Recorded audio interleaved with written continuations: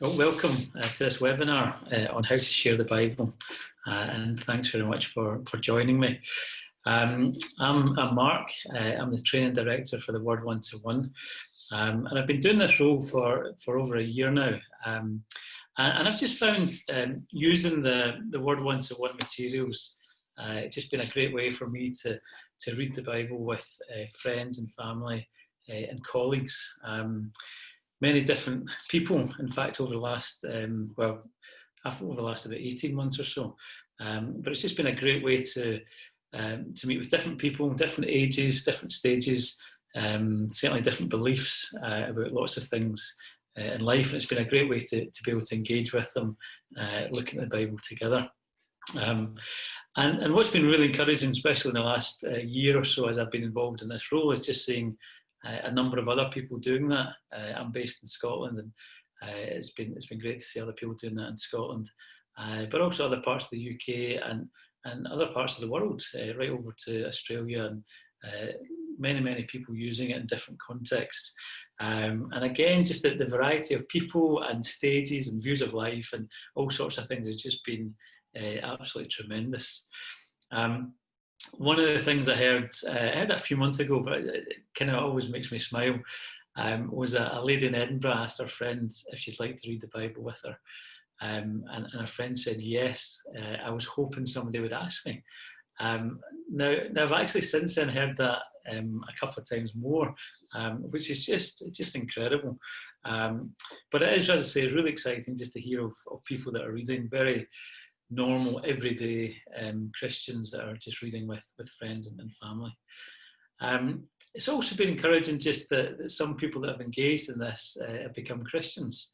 And that's been really exciting. Just prior to lockdown, one of the highlights that I had was to hear of it. I knew a friend of mine was reading the Bible actually online already with our sister in a different part of the country.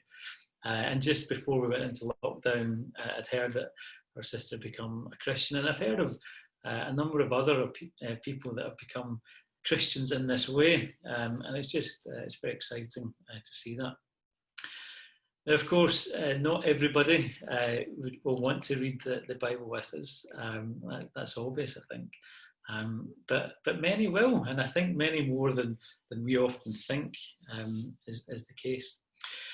Before we get started, just into the main sort of webinar part of it, I just want to just make very clear the aim. The aim for this particular format is really that any Christian would feel comfortable and able to share the Bible with their friends and family. I'm also making certain assumptions. I'm assuming that the people that are joining us here or listening in later on are Christians. But so that's the assumption that I'm making. If you're not a Christian but you're keen to hear what we're talking about, then you're more than welcome as well.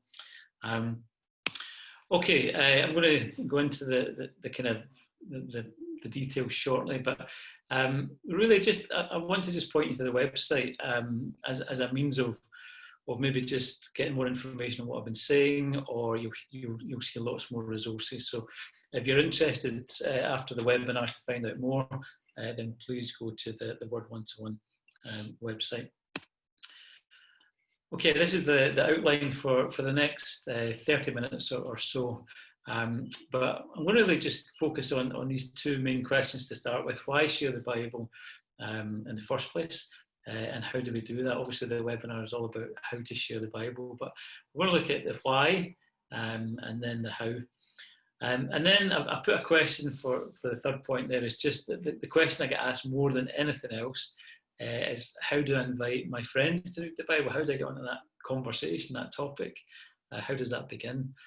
So I'll share a wee bit about that, and then lastly I'll cover some sort of common questions that I get asked as well.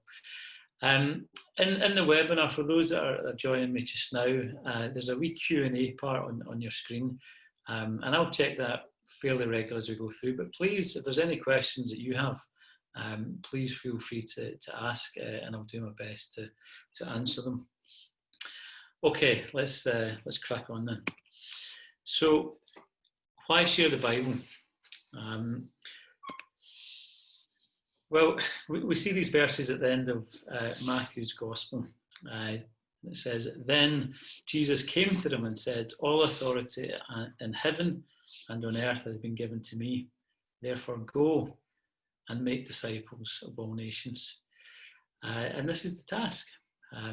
If we follow Jesus, then this is the task: is to make disciples. Making disciples means many things, I think, but it's certainly not less than sharing the gospel.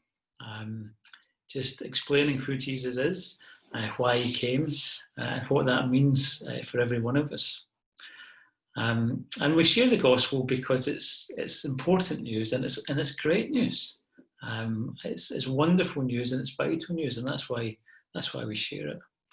The Bible says that we were made to know God, to be in relationship with Him, and yet this relationship has been broken. It's been broken by sin.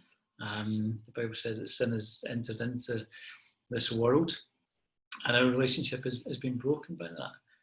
It's been broken by our sin, by our rejection, our turning away from the God who made us.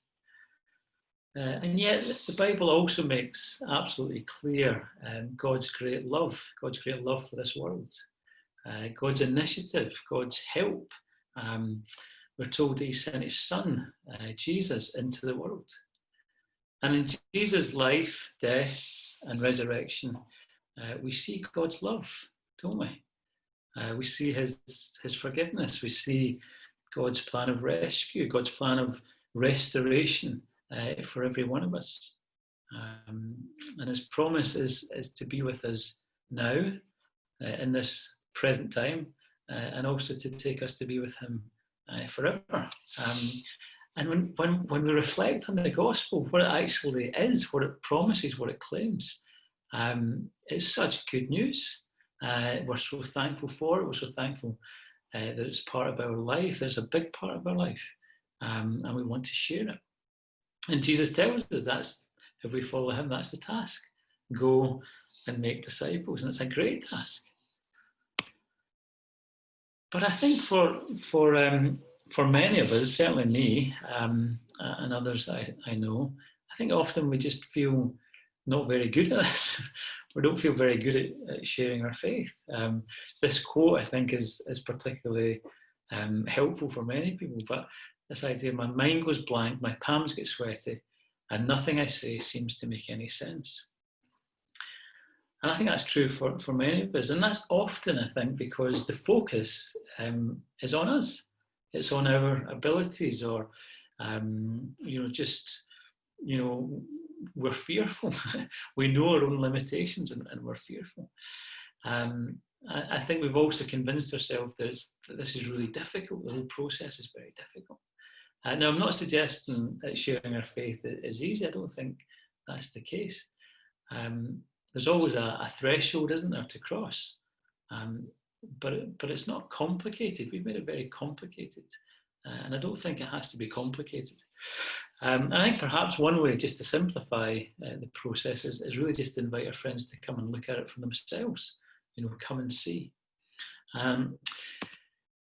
So that's the task, that we're to go and make disciples. But I think it's also this idea of what is evangelism? Evangelism is about pointing to Jesus. That's what it is. It's not about our story. Now, don't get me wrong, our story is really important. What God has done in my life has been a huge help, a great help, in lots and lots of situations. It's a massive part of who I am. But it's not about my story, ultimately. It's not about our persuasiveness. It's not about us. It's about Jesus, and it's about pointing to him. And that's what we want to do. I think we see great examples of this in the gospel. When we, John chapter 1, we see Andrew spends a day with Jesus, and we're told the first thing that he does is he finds his brother Simon, and he said, "We found the Messiah." And what an amazing claim! But we found the Messiah, and he brings Simon to Jesus. And then we see later in that same chapter, we see Philip who meets Nathaniel and makes these bold claims about Jesus. And Nathaniel's quite sceptical, or rather sceptical actually. And Philip just simply says, "Come and see." Why don't you just come and see? It's just about pointing to Jesus. John the Baptist, obviously, his role was to point to Jesus. That's what he did constantly. And then we see that great story of the Samaritan woman in John chapter 4, where she says, "Come and meet a man that told me everything I ever did. Could this be the Messiah?" What a wonderful claim, what a winsome claim. Could this be the Messiah? And evangelism, sharing our faith, is not about us. It's all about Jesus and pointing to him. So how do we do that? How do we do that today? Well, the Gospels were written with a purpose, a very clear purpose, to introduce us to Jesus. Luke, at the start of his Gospel, says that he's carefully investigated what has taken place in order to give his readers certainty of what took place. He's got a purpose. He wants to give certainty about the things that were taking place. Mark's great theme was the gospel, the good news of Jesus Christ, the Son of God. It's all about who Jesus is and what he's come to do. That's his great theme. And John also has got a clear purpose. This is towards the end of John's gospel, and you may well be familiar with these words. It says, "Jesus performed many other signs in the presence of his disciples, which are not recorded in this book. But these are written that you may believe that Jesus is the Messiah, or the Christ, the Son of God, and that by believing you might have life in his name." John has written his book, his story, with a very clear purpose. He's given evidence to look at and to think about and to engage with, to consider. It's not a leap in the dark, but it's rather a thoughtful engagement with the evidence presented. And the Gospels are a great way that we can point to Jesus today. But also something else is happening as we read the Bible, and this is later in John's Gospel, when Jesus says those great words about being the good shepherd. And he says, "I have other sheep that are not of this flock or pen, and I must bring them also. They too will hear my voice, they'll listen to my voice." Later he says, "My sheep will listen to my voice."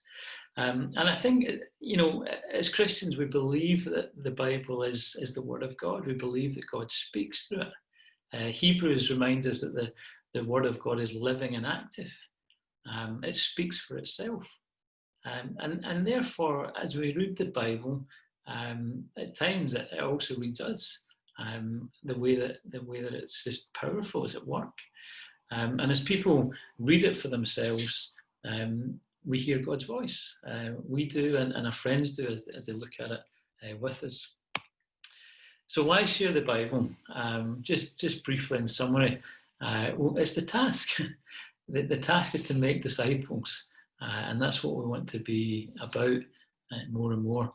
Evangelism, sharing our faith, is not about us. Ultimately, it's about pointing to Jesus. The Gospels were written exactly to do that, to introduce the person of Jesus. And as our friends read that for themselves, they hear Jesus' voice, they hear the very words of God. So that's why we share the Bible. That's why we want to be involved in it. But so why use these notes? If I'm suggesting that we read the Bible, which I am, then why these notes specifically? Well, I just want to say very clearly, if you're comfortable reading the Bible with people and you maybe a particular part of the Gospels that you're very familiar with, then keep going. Please use that. But most of us are not like that. Most of us need some encouragement. We need some help. Some of us will question, is this something that I could do? And I think that's a fair question. And what I want to suggest with these notes is that actually this idea of Bible teacher and Bible sharer. And I think that's the great strength of these notes, is to say actually we're not many of us are Bible teachers. So we can explain all the passages, but we'd like to share that with our friends. And these notes, just the way they're put together, they give us everything we need. They give us helpful notes just to guide our friends through reading the Bible for themselves. But I think there's some more parts that I've just found very helpful in doing this with people. I think it provides a level playing field. I think we're able to sit side by side with people in a way that's very easy and informal and non-threatening. I think the notes, hopefully you'll see that as I go through the notes in a minute, but they're easy to use. They're straightforward, the layout is clear and easy to use. I think the size, it's a good size physically. So I'm just trying to find where I've done this. Oh, yeah. The size, they're small booklets. The size physically is very good. Psychologically, I think the size is very helpful as well. A friend of mine said to me, actually, I'm glad you didn't give me the Bible. I'd never have time to read the Bible, but I've got time to read these short notes. So I think that's helpful. I think also it meets expectations. If I'm saying to somebody, let's meet for half an hour, then actually as you go through an episode or a part of the notes, then you can stick to that time frame, and I think you can kind of meet the expectations of what you've offered. And I think lastly, I just think it just helps us to have a focused discussion. Now, there's a time and a place for maybe just conversations of worldview and how we see things, but actually I think this does help us just have a focused conversation on who Jesus is, who he claims to be, and what we think about that ourselves. And I think that's a very helpful way to engage with people and to be able to talk that through with them. Okay, so there's just some questions, some thoughts about how we share the Bible, or why we share the Bible, and why we use these notes in particular. I'm going to move on just briefly now to look at actually how do you do this, but I'm going to just stop. If you're with us just now, just bear with me. I'm going to stop just for a wee second and just see if there's any questions at this stage. Okay, there's no questions at the moment, but and there doesn't need to be, but I really want to make it just very as engaging as it can be at this point as we run this live. So if you've got any questions as I go through things, do please feel free to type them in, and I'll try and pick that up. But I'll go back to the screen and we'll just look at a wee demonstration on how to use the notes. Actually, what I'm going to do is I'm just going to go to the website just to show you. I've got some slides here, but I'll just go straight to the website. Yeah, so if you've got the Word One-to-One website, the very first page you'll see this is just to get the notes, and you can get them in PDFs, or you can download the books as well. As you click on that, the first time that you do that, they'll ask you just for an email address or a password, and then you've got access to the notes. So that's all you need to do. And then you can see here you can download all the books at once, or you can just download the books individually. Absolutely free to download, and there's a couple of other. It's mainly in Chinese, and if there's other languages that you're keen to, then do inquire about that. Okay, so you just click on the download the book. What I would do often if I'm doing this online with somebody is that I would download the book as a PDF and send it to them so they've got it as well. But then when we meet, we would just use the screen. So I'm just going to run you through this. It normally takes me about half an hour to go through this. I'm going to spend about 5 minutes on this, so don't worry, you're not going to get the whole thing. But I do want to just pick up a couple of things that I think hopefully you'll find useful. But I've certainly, I suppose, as I've done this more and more, just learned a kind of way of doing this with people that I found helpful. So I'm just going to share that. As I meet with somebody for the first time, I'm really just setting the expectations for them. I'm thanking them that they've agreed to look at this with me. We're going to look at John's Gospel. Today we're looking at just 18 sentences in John's Gospel. John makes all sorts of big claims, huge claims as we look into this. And he doesn't give any real answers about why he makes these claims, but he does make these very big claims. And the biggest claim that he makes, or the main claim, is that God comes to earth. And that's what I want to be absolutely clear, that's what we're going to be looking at. Now, I want to be clear to them as well that, this might be very new to you. You might not believe this. You might have lots of questions. That's absolutely fine. We're just going to read through what John wrote. If you want to, you can use more of the notes here just to read it through. But as you get more familiar with it, I think it's easy just to kind of pick up the main point as well and use that to to lead and guide the conversation. So I've set the scene and I've told them kind of what we're going to be doing and kind of given them the expectations with that. And then just move on to the first page that we'll look at together.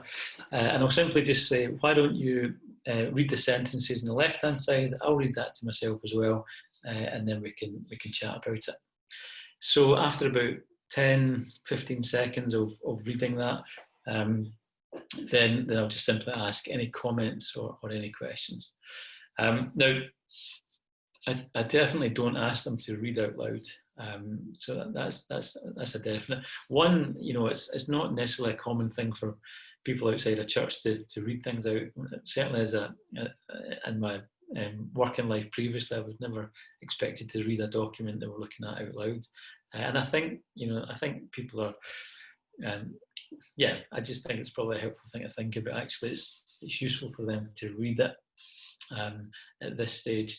The second thing that I don't want them to do is I just don't want to put them on the back foot. So I don't want them to ask them to read out loud, and they find that quite a difficult thing to read. So I just don't want anything that's going to put them on the back foot as we do that. Now, some people have just said, "Oh, I'll just read it," and that's fine if they do that. Fine, but I just try and make sure that I'm not putting them in a situation that's maybe catching them off guard or anything like that. Anyway, as we read the first 5 sentences, I'm just saying any comments, any questions, anything you want to ask, just very open questions. Now, normally they say no, that's fine. Now, if you look at those first 5 verses, it's difficult to see how that could possibly be fine, because they're the most amazing claims, but it's so new for people. So not often they don't say very much. So what I would do at that stage is I would simply say, the notes on the other side to help us to be clear on what's been said. So what John is claiming is that the Word was with God, and the Word was God. That's John's claim here. In verse 2, it says the Word is a person. It says he claims that this Word is a person. And then in verse 3, we're told that the Word, who is a person, actually made all things. So he's the creator. So I just want them to be absolutely clear on the claims. As we go through that, I'll then again just say, any questions, any comments? And because they've now heard the information twice, and a sort of, almost a kind of repeat of the information, then they tend to ask a bit more questions at that point. But again, fairly simple, inquisitive, open questions. What I'm absolutely clear about, and I'll say this as we go through this probably again, but what I'm clear about is I'm not asking them direct questions. I'm not asking them, what do you think about this, or do you believe this? I've asked them to come and read this through with me. I've not asked them to be questioned on it or quizzed on it at this point. And again, I just want to stick to that expectation. Let's read this through together and see what you think. So it's not a Bible study. If you're used to familiar with Bible studies, it's not that, what do you think it says? What do you think it means? What does it mean for you? It's actually, are you clear on what John is saying? And that's my job as I go through this. So then, again, similar, so I'll pass you on to the next page. Read the sentences, any questions, any comments, and if not, then I'll maybe pick up something in the text, or I'll just read them through the notes so they're clear in the information. There's just some amazing claims in the first 18 sentences here that are absolutely mind-blowing. So I'm not asking them if they believe them. I'm not asking them really what they think about them, but I do want them to be clear on it. So for example, verses 10 to 13, I would try and just, once they've read it and once we've maybe had a little bit of discussion, I just want them to be clear that, Jesus wasn't believed in by everybody, even right from the start.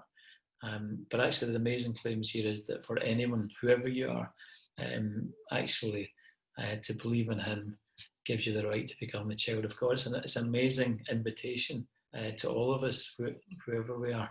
So I just want them to make sure they've heard the claims and they're clear about the claims. So that's the pattern. They read the text, I read it, we then just say any comments, any questions, and we just make sure that my job really is to make sure they've understood what John is claiming and saying. And then we go through that. You get to after about 6 or 7 pages, you get to the summary part, and you just go through obviously the main points of the session. As we get to the very last page of the episode, then we can see there's all the sentences together. So I would just say, why don't you read that now that we've covered it? It might make a bit more sense to you as you read that all together now. And then I would just simply say, how did you find that? Other people that I know say things like, did you enjoy that? And so on. I'm not as confident as that. So I tend to just say, how did you find that? And it's great. I mean, every time it's the kind of, you can see almost physically your shoulders relax. It's, no, that was fine. That was good. I enjoyed that. It was good. So they'll usually give you a bit of a steer on how they found it at that point. And as I say, at that point there, I would then just say, if you'd like to find out more, if you'd like to read this again with me, then let's do that and see what the rest of the story has to say. So that's kind of how I would run the session. As I say, I'm trying to get through it in about half an hour. So I'm not, I'm wary of not going into all the details and all the questions at that point, but simply just helping them to understand what John has been saying. Okay, I hope that's been useful. There's a couple of questions, so I'm just going to stop the presentation there and go back to the questions, and I'll answer them if I can. Just a question there about, do you cover first 18 sentences in one sitting? Yeah, that would be the aim. Occasionally, I can think of one time where it's been more difficult because there's been lots of questions and so on. But that's my aim. I think if I've said to somebody, why don't you come and look at this for half an hour, see what you think, then my aim is really to honour that. And my aim is really to get them clear on what's been said, as opposed to teasing out their other questions at that point. And the reason I want to do that is because I'm really keen that I want to set the grounds for this task fairly quickly, or the kind of expectation. I think I've certainly been guilty of it. I think other Christians can be, that we get an opportunity to chat about stuff, and therefore we feel we'll maybe just tell them everything we've ever known on this subject, and that's not really what we're doing here. Why don't we read this together? So I'll try and be fairly disciplined and go through it at a reasonable pace that's helpful. I'm not racing through it like I did there, but a reasonable pace. But I want to try and move on, so they're not thinking that half an hour turned into an hour and a half. What's it going to be like next time? So that's my main aim with that. Right, this is the question that I get asked more than anything else, I think. How do I invite my friends to read the Bible? And I get asked in a different way about how do you get on the topic, or what do you actually say, or how do you, is it a bit weird to ask them this? Is it a bit, out of the blue? So I just want to cover what I do with this. Before I answer this, I think everybody's got a different way. We've all got our own personalities. That's absolutely crucial that we bring that to this whole thing.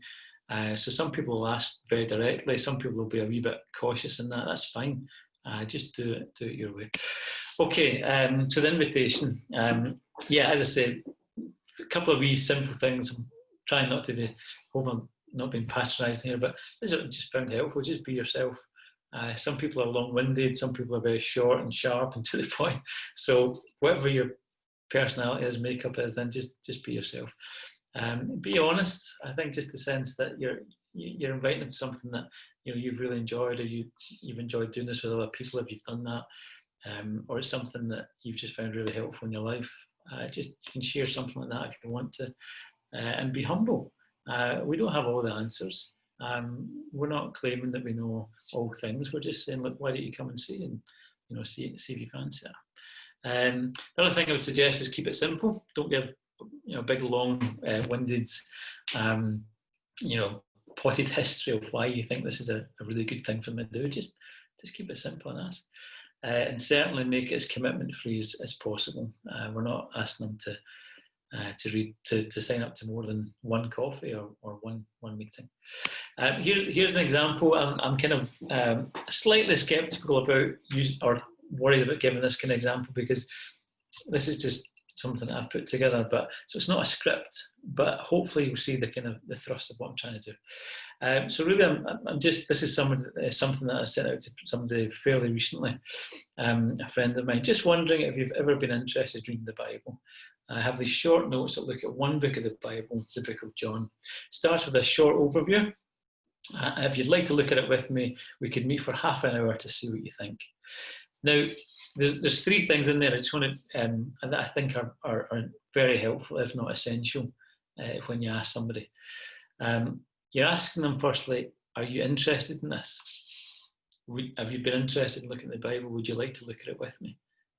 So you're asking, are they interested? You're not forcing them to be interested. You're asking them, would you like to? Have you been interested in doing this? Secondly, we're not asking them to read the whole Bible. And I think that's really important to have in your mind.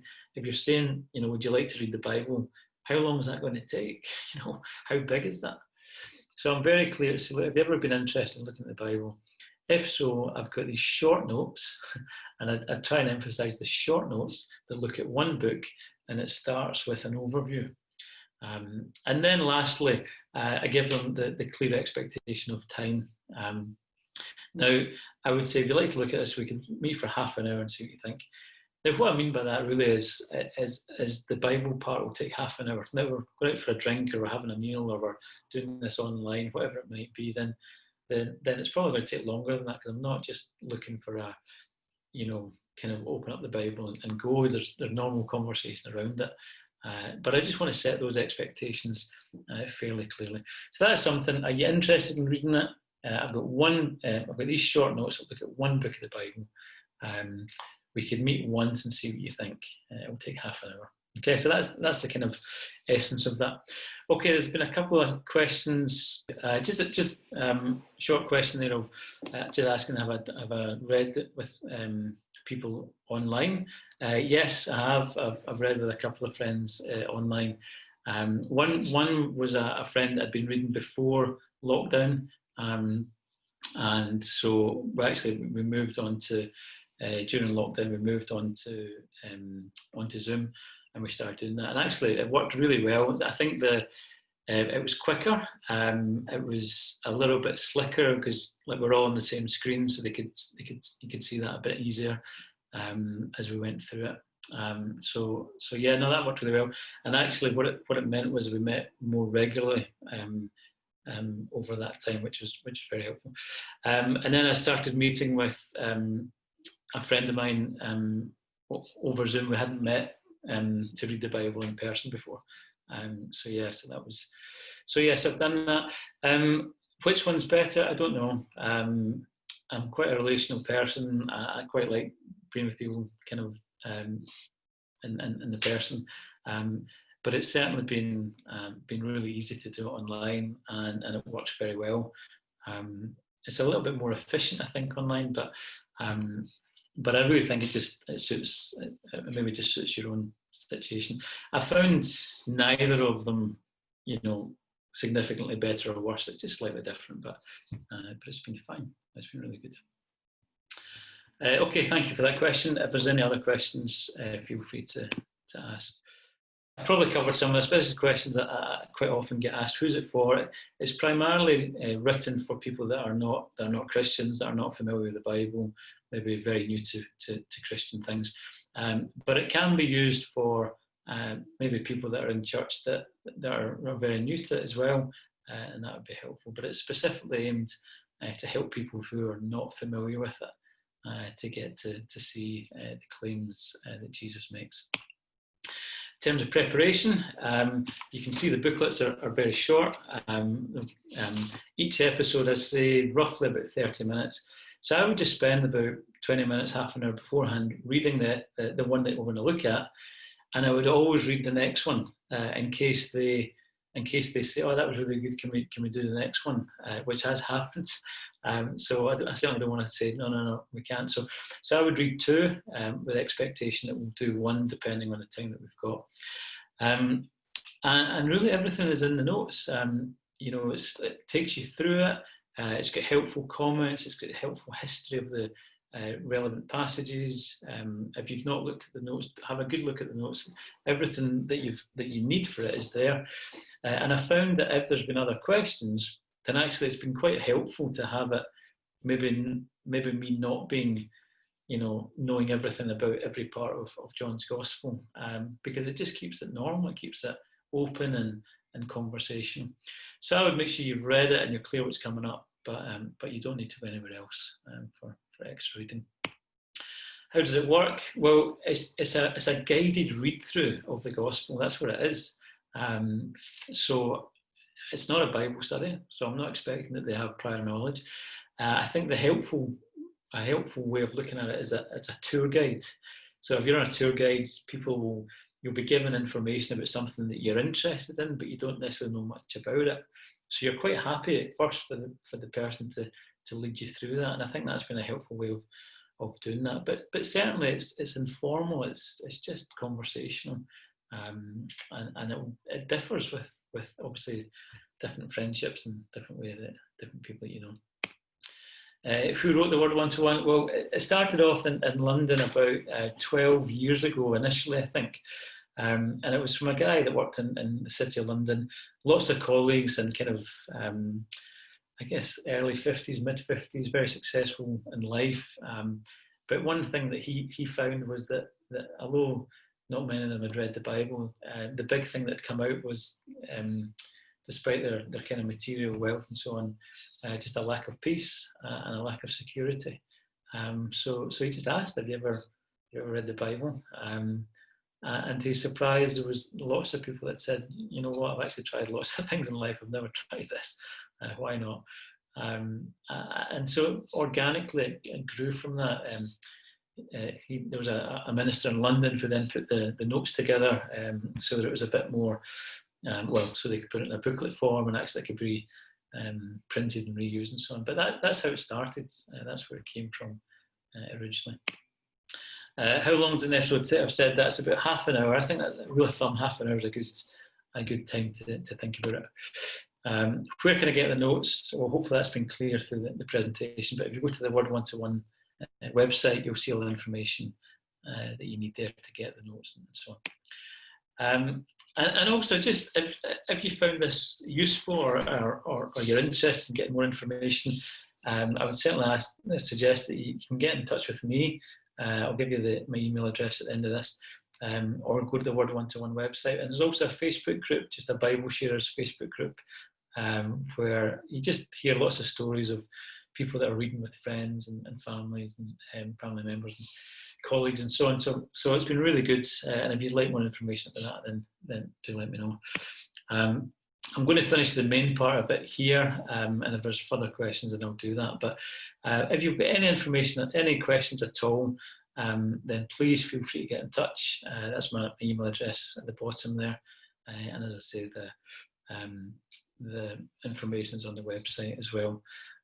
So I'm going to just look at, there's a couple more questions that are on the screen that I can see, so I'm going to answer them. But anyway, I just want to thank you for joining us.